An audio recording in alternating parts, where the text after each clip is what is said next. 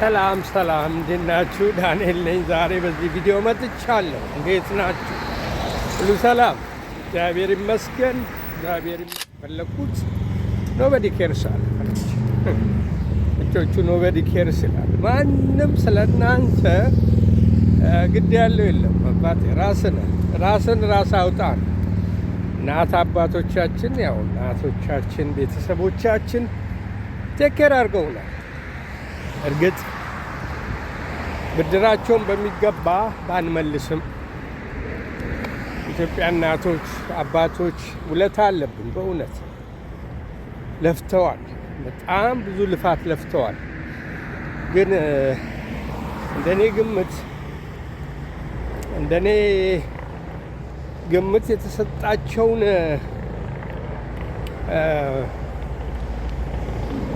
እነሱ ላደረጉት ነገር ላደረጉልን ውለታ የመለስ ነው።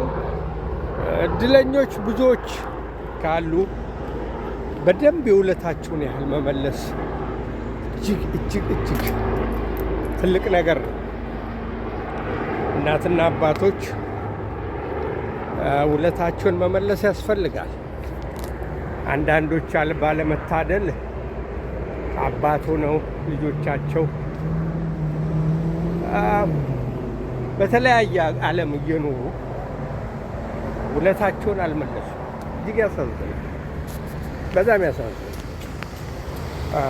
ሸምግለው ቤታቸው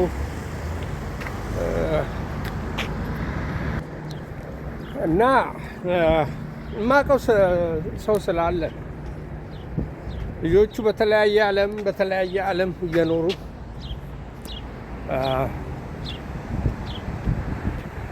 አውቀዋለሁ። በጣም ጎበዝ አባት የነበረ በጣም ለልጆቹ አዛኝ እናት የነበረ ሰው በእርግጥ ልጆቹ ታረዱት በሽምግልና እያለ እንዲህ አይነት ነገሮች ይፈጠራሉ።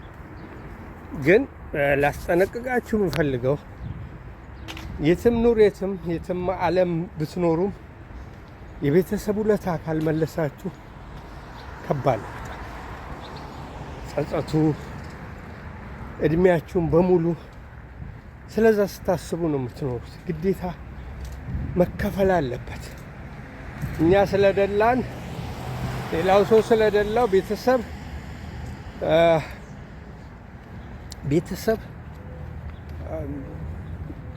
መረዳት አለበት። መስዋዕት ክፈሉ። እናንተ ብታጡ ይሻላል ያላችሁ። አንድ አርቲስት ተናገረው ነገር እስካሁን አለ ልቤ። ለእናቴ አለ መጀመሪያ ታውቁታላችሁ፣ ታዋቂ አርቲስት ነው። ለእናቴ አለ ስራ እንደያዝኩ ለመጀመሪያ ያደረግኩት እሷን ማስደሰት ነው እና እስካለች በሕይወት ድረስ በእውነት እናቱም አሉ አጠገቡ እና ግዴታ ያስፈልጋል። ቤተሰቦቻችንን እንርዳ። በውጭ ያለን ሰዎች ቤተሰብ መርዳት አለብን። ትዳርም ስለያዝን ወይም ደግሞ በተለያየ አጋጣሚ እንደዚህ ነው እኔ ዕዳ ውስጥ ነኝ ምናምን፣ ግን ሳክሪፋይስ አድርገን አውቃለሁ። የውጭ ኑሮ ቀላል አይደለም። ግን ቤተሰቦቻችሁን እናት አባት ያላችሁ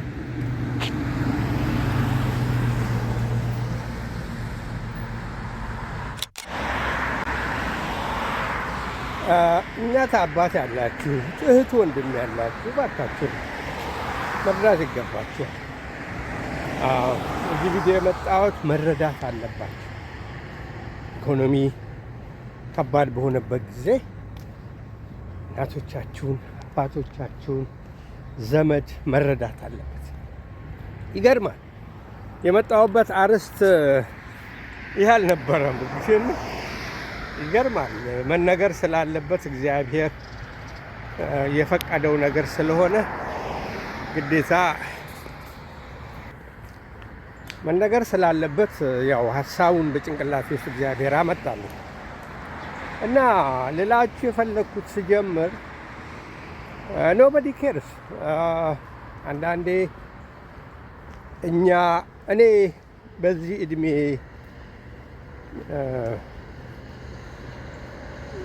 ያየሁት ነገር ያስተዋልኩት ነገር በትምህርትም በተለያየ ነገር ውጭም በመኖር አገሬም በመኖር በተለያየ ነገር ራሳችሁ ካረዳችሁ ራሳችሁን የማታወጡ ከሆነ ለፍታችሁ ደክሟችሁ ሰው የተወሰነ ጊዜ ነው ቢረዳ፣ የተወሰነ ጊዜ ነው ቢጨነቅም፣ ከዛ በኋላ ያው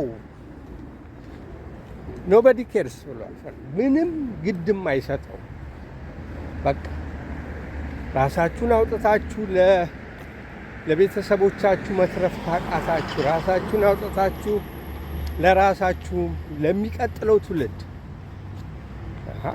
እኛም እኮ መተኛ መቼም አባት እናቶቻችን ወልደውና እንትን ያለው እኛም ደግሞ ዘር የመጪውን ትውልድ ደግሞ የመተካት ኃላፊነት አለብን። እንዲሁ ዋዛና ፈዛዛ እያልን ትዳር እንደዚህ እያልን እንደዛ እያልን ምክንያት እየፈጠርን ልናቆመው አይገባም። ስለዚህ ሁልጊዜ ባለን ታግለን እኔ አሁን የማውቃቸው ልጆች አሉ ታግለው ብዙም የተወሰነ ብር ነው ያላቸው ኢትዮጵያ ውስጥ የተወሰነ ገንዘቡም ትንሽ ነው። ሌሊት ወጥቶ ሌሊት እየገቡ ዳር መስርተው ለቁም ነገር የሚበቁ አሉ ብዙ። ስለዚህ መታገል አለባቸው። የትም አገር ኑሩ ትግል ያስፈልገዋል። ስለ ሰው መጨነቅ የለብንም ማለት መርዳት ይኖርብናል። ጓደኛ መፍጠር አለብን። ማህበራዊ ኑሮ መኖር አለብን። ሁሉ ነገር መኖር አለበት። የማህበራዊ ኑሮ ከሰው ጋር እንደውም ባለፈው ስንነጋገር ነበር ከሰዎች ጋር ያለንን ባህል ለምሳሌ ቡና መጠጣት ቢኖር አብሮ ተሰብስቦ ከጎረቤት ጋር እድር እነዚህ የተባሉ ነገሮች አብሮ የመብላት ባህላችንን በኢኮኖሚና በተለያየ ምክንያት ማቆም የለም። የምንችለው ማድረግ አለብን። ለመሰላችሁ እኛ ሀገር ያለው የማህበራዊ ኑሮ በፊት እኔ ባለሁበት ጊዜ ጀምሮ ትልቅ ነገር ነው። በጣም ትልቅ ሀብታችን። ለምን መሰላችሁ? አሁን አንድ ሰው ታመመ ሲባል እንደዛ ሲጨቃጨቅ የነበረ ህዝብ እንደገና ደግሞ አንድ ላይ ሆኖ ሰው የሚረዳው ቤተሰቦቻችን ያስቀምጡልን ነገር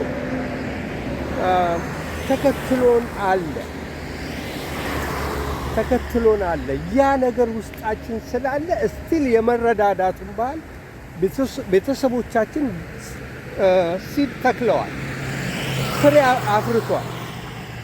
ስለዚህ ነው የቤተሰቦቻችን የበፊት ህይወት የበፊት ያላቸው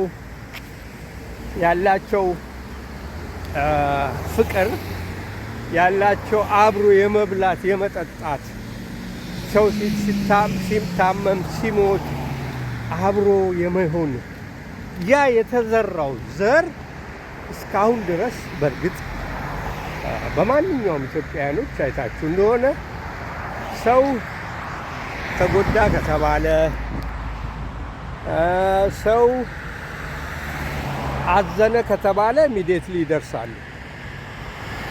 ኢሚዲየትሊ ይደርሳሉ። ይኸውላችሁ ሰው ይሯሯጣል። ይኸውላችሁ ቢዚ መንገድ ላይ ነው ያለሁት። በዛው መንገዱን ይዩት፣ ይሯሯጣል። እዚህ ሀገር ያው እንግዲህ አሜሪካን ነው ያለሁት። ይሮጣል፣ ሀብታሙም ይሮጣል፣ ድሃውም ይሮጣል፣ መካከለኛውም ሁሉም ይሮጣል። ስራ ነው። አያችሁ።